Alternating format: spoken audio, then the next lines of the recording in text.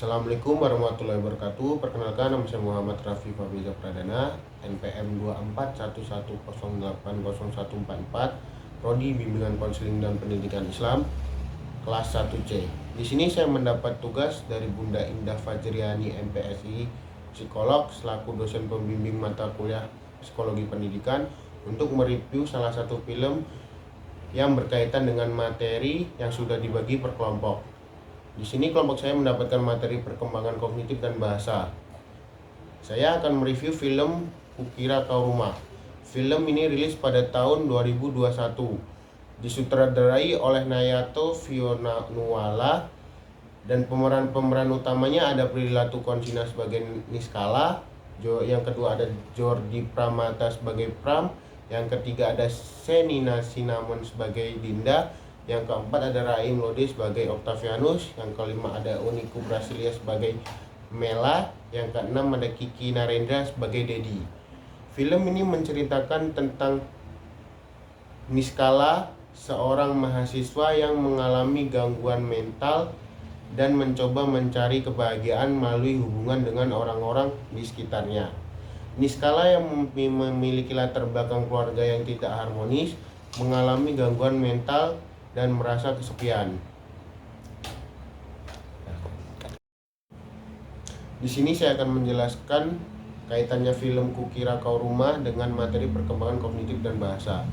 Yang pertama saya akan menjelaskan perkembangan kognitif.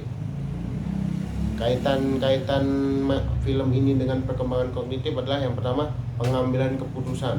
Tokoh utama Niskala menghadapi kesulitan dalam pengambilan keputusan akibat gangguan mental.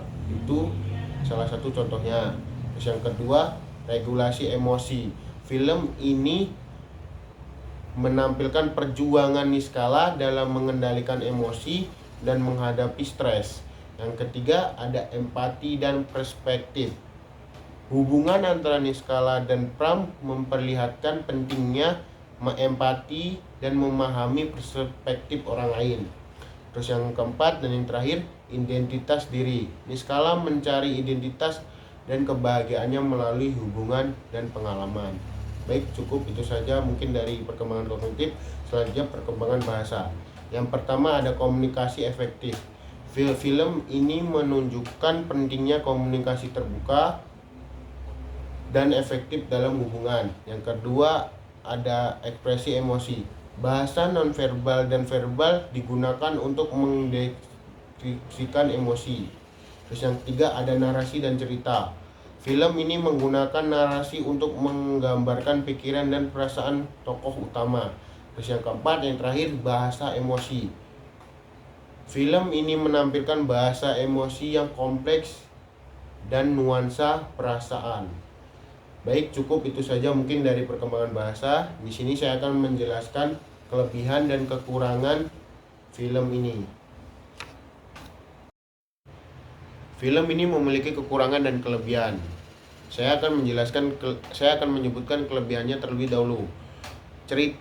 Yang pertama, cerita ini yang emosional dan mendalam, menggambarkan perjuangan kesehatan mental. Terus yang kedua, akting Prilly Latuconsina dan Jordi Pranata yang memukau. Yang ketiga, sinematografi yang indah dan atmosfer yang tepat. Yang keempat, musik latar yang mendukung emosi cerita. Yang kelima, mengangkat isi kesehatan mental yang penting. Keenam, dialog yang realistis dan emosional. Yang ketujuh, pengembangan karakter yang baik. Nah, itu kelebihannya. Saya akan menyebutkan juga kekurangannya. Yang pertama, alur cerita yang terkadang lambat. Yang kedua, ada beberapa adegan terasa berulang-ulang. Yang ketiga, kurangnya penjelasan tentang latar belakang karakter. Yang keempat, beberapa karakter pendukung kurang dikembangkan.